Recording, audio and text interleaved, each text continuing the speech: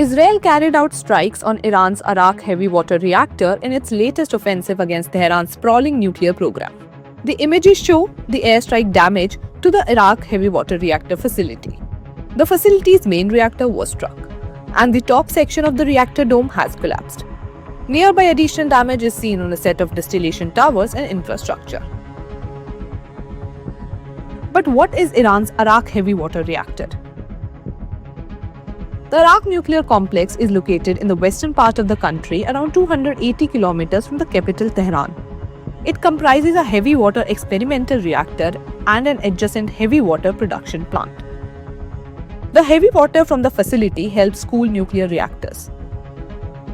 Iran started secretly developing a heavy water research reactor in 2003, after several nuclear suppliers rejected its request in the 1990s. In 2015, Iran reached a landmark accord with several world powers, including the US, which is popularly known as the Iran Nuclear Agreement. Under the agreement, Iran signed to redesign the facility and dismantle much of its nuclear program to relieve proliferation concerns, a move which was agreed in exchange of several billion of dollars worth of sanctions, Politico reported. In 2019, the country started the secondary circuit of the heavy water reactor.